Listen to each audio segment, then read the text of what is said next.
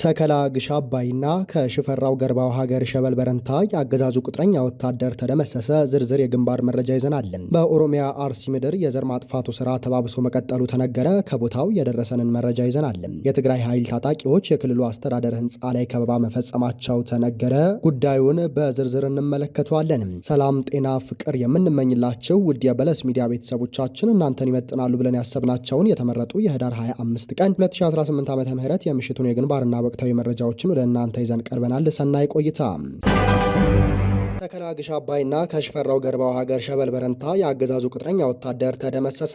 ጥቁር አማራዎች ላለፉት 2 ዓመታት በተደረገው ጦርነት ጓዶቻቸው ከባድ ውጊያ እንደከፈሉ ቢታወቅም ሞት፣ ምክርና የአማራ ህዝብ ስቃይ አላስተመራቸው ብሎ ዛሬም ተረኛ ሆነው የሞት ጽዋን እየተጎነጩ ይገኛሉ።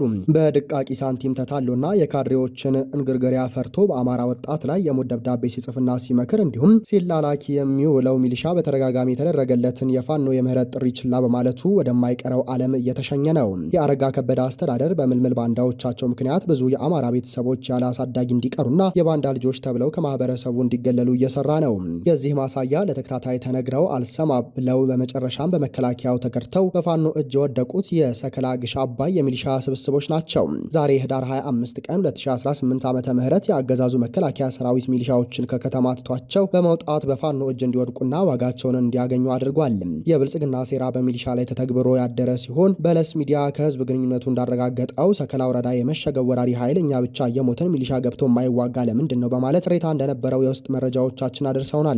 በዚህ የተናደደው ጠላት ሚሊሻና ፖሊስን ግሽ አባይ ከተማ በማስቀመጥ ሚስጥር ሳይነገራቸው ወደ አጉት ተንቀሳቅሷል። ሚሊሻ ከመኝታው ሲነቃ ግሽ አባይ ከተማ በፋኖ ቁጥጥር ስር ሆና ተገኘች። ሚሊሻም ለቅሶን ቢያቀልጠውም የሚደርስለት አጥቶ በደንብ ሆኖ ተወቅጧል ሲሉ ነው መረጃውን ያጋሩንም። የቴዎድሮስ እዝ 105ኛ ኩር 44ኛ ክፍለ ጦር ጊዮን ሻለቃ ባደረገችው ድንቅ የከተማ ላይ ኦፕሬሽን በቅርቡ ያስመረቃቸው ተወርዋሪ ኮማንዶዎች የጠላትን ምሽግ በመሰባበር የሰለጠኑትን የከተማ ላይ አውደ ውጊያ በተግባር አስመስክረዋል። ታላቅ ጀብድን ፈጽመዋል። የኮማንዶዎችን ድንቅ ብቃት ያየ ባንዳ ሚሊሻ መውጫ መግቢያ አጥቶ በየምሽጉ ተደምስሷል። ሚሊሻን ለማገዝ የተንቀሳቀሰ የብርሃኑ ጁላ ወራሪ ኃይልም በቆፈረው ምሽግ አፈር ከድሜ በልቷል ነው የተባለው።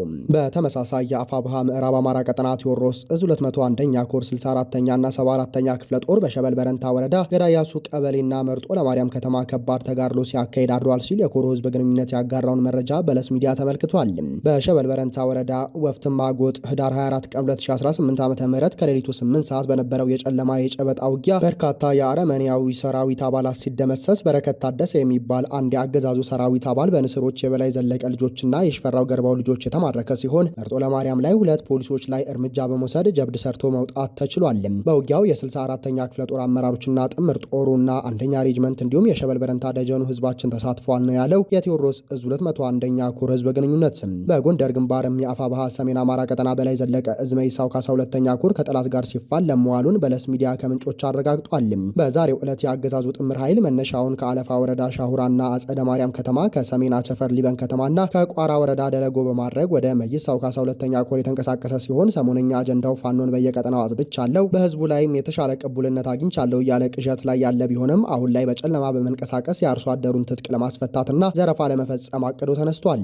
ማህበረሰቡ ከፋኖ ኃይል ጋር መረጃን ቀድሞ በመለዋወጥ ከፋኖ ጎን በመሆን በሁሉም ቀጠና ማለትም በአለፋ ወረዳ እየተንቀሳቀሰ ያለውን የፋሽስት ሰራዊት አድዋ ክፍለ ጦር ከማህበረሰቡ ጋር በመጣመር የጠላትን እቅድ ከማክሸፍ ባሻገር ከፍተኛ ቁጥር ያለውን ኃይል ሙትና ቁስለኛ ማድረግ ሲቻል ከደለጎ ከተማ ተነስቶ ወደ ኮሩ ቀጠና የገባው በቋራ ኦሜርላ ነብሮ ብርጌድ አማካኝነት በአገዛዙ ሰራዊት ላይ ከፍተኛ በትር ማሳረፍ ተችሏል ተብሏል።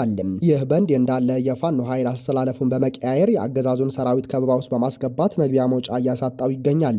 አውደ ውጊያው እስከ ምሽት ቀጥሎ እንደነበረም አፋብሃ ሰሜን አማራ ቀጠና በላይ ዘለቀ እዝ መይሳው ካሳ 2ኛ ኮር የህዝብ ግንኙነት ፋኖ መምህር አስተውል አምሳሉ ገልጿል። በሌላ መረጃችን በኦሮሚያ በአርሲ ምድር የዘር ማጥፋቱ ስራ ተባብሶ መቀጠሉ ተነገረ። በምስራቅ አርሲ ሀገረ ስብከት መርቲ ወረዳ በሚገኘው በፈረቅሳ ቀበሌ የ60 ዓመቱ አቶ ጌታውን ገብረ መድህን ትላንት ማታ 2 ሰዓት ላይ መገደላቸውን የመረጃችን ምንጭ ስምዓ ተዋህዶ ዘግቧል። ገዳዮቹ ነፍስ ከማጥፋት በተጨማሪ ከብቶችና ንብረታቸውን ዘርፈዋል ሲልም ጨምሮ ገልጿል። የአካባቢው ምዕመናንና ሌሎች ኦርቶዶክሳውያን እንደ ጅረት የሚፈሰውን የአርሲ ኦርቶዶክሳውያንን ሞት ሊያስቆመው የሚችል ኃይል አልተገኘም ሲሉ ምሬታቸውን ገልጸዋል። ገልጸዋል። አገዛዙን የሚታገሉና ድምጽ የሚሆኑ ሰዎችን በማሰር ግድያውን ያለማንም ከልካይነት ለማስቀጠል ቆርጦ እየሰራ ነው። በሀገር ውስጥ ያለው ኦርቶዶክሳዊ መብቱን ለመጠየቅ መተንፈስም ቢሆን ያለኔ ፈቃድ አትችሉም እያለ ነው ያለው። የአረመኔዎቹ ስርዓት በመፍራት ዝም ቢል እንኳን ቢያንስ ጊዜያዊ ነጻነት ያለው በውጭ ያለው ኢትዮጵያዊና ኦርቶዶክሳዊ ጉዳዩን አምርሮ ያልያዘበት ነገር በእጅጉ አሳሳቢ መሆኑንም ተገልጿል። ከዚህ የተነሳ የወገኖቻችን ደም የምስኪንና ደራሽ የሌላቸው የኦርቶዶክሳውያኑ ደም በሁላችን እጅ ላይ ይገኛል ሲሉም ጉዳዩ ያሳሰባቸው ምዕመናን እየተናገሩ ይገኛሉ። ከአፋኝ ቡድኑ ከእስር የተለቀቁና አገዛዙ ለ6 ቀናት ያህል ያሳፈናቸውን እነ አቶ አብዱረህማን አህመድን ጨምሮ 3 የፖለቲካ እና የህሊና እስረኞችን ያለ ፍርድ ቤት ትዕዛዝ አስገድዶ ወደ ቂሊንጦ መመለሱ ተነገረ። ኦህዴድ መራሹ የብልጽግና አገዛዝ የፍትህ ሂደቱ አደጋ ላይ ጥሎታል የተባለ ሲሆን የፍርድ ቤት ውሳኔን በግልጽና በማናለብኝነት በመጣስ ነጻ የተባሉና በዋስትና የተፈቱ ንጹሐንን ዳግም እያፈነ ነው። በፍትህ ስርዓቱ ላይ ህዝብን ጨርሶ ተስፋ እያስቆረጠ ነው። አገዛዙ በአፋኝ ቡድኑ በኩል ከእስር የተለቀቁ ለ6 ቀናት ያህል ያሳፈናቸውን እነ አቶ አብዱረህማንና 3 የፖለቲካና የህሊና እስረኞችን ያለ ፍርድ ቤት ትዕዛዝ አስገድዶ ወደ ቂሊንጦ መልሷቸዋል ነው የተባለው። የዋስትና ክርክር ካደረጉት ከ19 ሰዎች መካከል የቀድሞ የህዝብ ተወካዮች ምክር ቤት አባሉ አቶ አብዱረህማን አህመድን መኮንን ደሳለኝና ግዛቸው ታምር የተባሉ የግፍ እስረኞችን በተመለከተ ቋሚ የህክምና ክትትል እንዳለባቸው አረጋግጦ እያንዳንዳቸው በ2,000 ብር ዋስትና ህዳር 18 ቀን 2018 ዓ.ም ከእስር እንዲፈቱ ሲል የፌዴራሉ ከፍተኛ ፍርድ ቤት ልደታ ምድብ ችሎት መወሰኑ ይታወሳል። ይህንን ተከትሎ በማግስቱ ሲለቀቁ ከቂሊንጦ ማረሚያ ቤት በር ላይ አገዛዙ እንደለመደው በአፋኝ ቡድኑ አሳፍኖ ወደ ፌዴራል ፖሊስ ሜክሲኮ በመውሰድ ለቀናት አፍኖና አግቶ ካቆየ በኋላ ህዳር 24 ቀን 2018 ዓ.ም ወደ ነበሩበት ለ2 ዓመት ገደማ ያለ ፍትህ ወደ ታሰሩበት ቂሊንጦ ማረሚያ ቤት አስገድዶ መልሷቸዋል። አቶ አብዱረህማን በቂሊንጦ ዞን 4 ሲገቡ ግዛቸውና መኮንን ደግሞ ወደ ዞን 2 10ኛ ቤት እንዲገቡ ተደርጓል ተብሏል። ለህዳር 30 ቀን 2018 ዓ.ም በፌዴራል ጠቅላይ ፍርድ ቤት ቀጠሮ እንዳላቸው ታውቋል። የትግራይ ኃይል ታጣቂዎች የክልሉ አስተዳደር ህንፃ ላይ ከበባ መፈጸማቸው ተነገረ። የትግራይ ኃይሎች ከሰዓታት በኋላ ዳግም የክልሉን ጊዜያዊ አስተዳደር ፕሬዝዳንት ጽህፈት ቤትን መክበባቸውን ምንጮች የገለጹ ሲሆን ታጣቂዎቹ የመቀለ ኤፍኤም ራዲዮ ጣቢያን፣ የድምፅ ወያኔ ቴሌቪዥንና የትግራይ ቴሌቪዥንን ከበዋል። የድምፅ ወያኔ ስራ አስኪያጅን ጨምሮ ሰራተኞቹን ማስወጣታቸውንም ምንጮች ገልጸዋል። የታጠቁ የትግራይ ኃይል አባላት ደሞዝ ዘገየብን በሚል ቅሬታ መቀለ የሚገኘው የትግራይ ጊዜያዊ አስተዳደር ጽህፈት ቤት ህንፃ ላይ ረፋድ ላይ ከበባ መፈጸማቸውን ተናግሮ ነበር። የትግራይ ኃይል አርሚ 31 የተባለው ክፍል ከ70 በላይ የሚሆኑት አባላት ረቡዕ ህዳር 24 ቀን 2018 ዓ.ም ምሽት አራጉር ወይም እንደርታ ከተባለ ቦታ ተነስተው ነው ሐሙስ ዕለት በአስተዳደሩ ህንፃ ላይ ከበባ የፈጸሙትም። የሰራዊቱ አባላቱ የነፍስ ወከፍ መሳሪያ የሆነውን ክላሽንኮቭ ጨምሮ ዲሽቃ የተባለውን የቡድን መሳሪያ የታጠቁ መሆናቸውን የአይን እማኞች ተናግረዋል። ይህ በእንዲህ እንዳለ የአርሚ 31 የቅርብ አዛዦች ክስተቱን ለማርገብ ሊያናግሯቸው ቢሞክሩም ከፍተኛ ባለስልጣናት መጥተው ያናግሩን በሚል ሳይቀበሏቸው መቅረታቸው ተገልጿል። የታጣቂዎቹ እንቅስቃሴ ከትናንት ጀምሮ የታየ መሆኑን ነዋሪዎች ያመለከቱ ሲሆን በዚህም ሳቢያ በመቀለ ነዋሪዎች ዘንድ ስጋት ተፈጥሯል። የክልሉ ባለስልጣናት ውጥረቱን ለማርገብ ጥረት እያደረጉ መሆኑን የተገለጸ ሲሆን በእኩለ ቀን በኋላ ታጣቂዎቹ ከጊዜያዊ አስተዳደሩ ከፍተኛ ባለስልጣናት ጋር ውይይት መጀመራቸውን አሁን የወጡ መረጃዎች ያመለክታሉ። ነገር ግን በውይይቱ ውስጥ የክልሉ ጊዜያዊ አስተዳደር ፕሬዝዳንት ሌተናል ጀነራል ታደሰ ወረደ ስለመኖራቸው የታወቀ ነገር የለም። እስራኤልና ሊባኖስ ከ40 ዓመታት በኋላ ለመጀመሪያ ጊዜ በቀጥታ መነጋገራቸው ተገለጸ።